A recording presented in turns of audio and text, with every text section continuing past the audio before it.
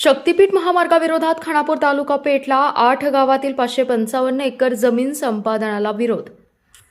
खानापूर तालुक्यात प्रस्तावित शक्तीपीठ महामार्गासाठी 8 गावातील जवळपास 555 एकर जमीन संपादित होणार असल्याने शेतकऱ्यांमध्ये तीव्र नाराजी निर्माण झाली आहे। विकासाच्या नावाखाली शेतकऱ्यांना भूमिहीन करण्याचा सरकारचा डाव सुरू असून शेतकऱ्यांना एकजूट होऊन या महामार्गाला विरोध करणं गरजेचं आहे, असे प्रतिपादन बाबासाहेब मुळीक यांनी भाग्यनगर येथे आयोजित जनजागृती बैठकीत केले।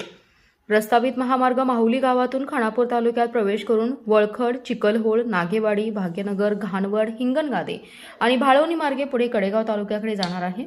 या महामार्गासाठी जवळपास 1000 शेतकऱ्यांची सुपीक जमीन संपादित होणार असल्याने शेतकऱ्यांमध्ये अस्वस्थता वाढली आहे।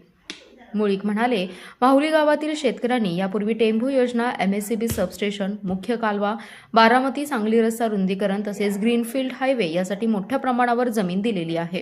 असे असताना आता पुन्हा 112 एकर जमीन शक्तीपीठ महामार्गासाठी संपादित करण्याचा निर्णय शासनाने घेतलाय।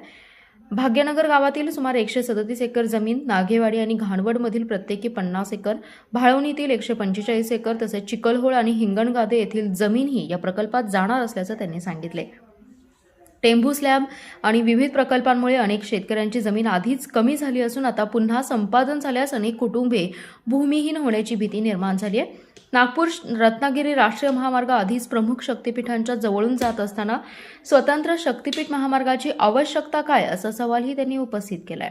बैठकीत रोहित काटकर, दीपक काटकर, रवी काटकर यांनी मनोगते व्यक्त केले। त्यावेळी किसनराव जानकर, संग्राम देशमुख, संभाजी निकम, संपतराव यादव, जयराम जगताप यांच्यासह नागेवाडी आणि भाग्यनगर परिसरातील शेतकरी मोठ्या प्रमाणात उपस्थित होते।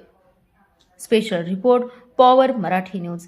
आपला जिल्हा, आपली power, power Marathi news network. एकच नजर, चौफेर खबर।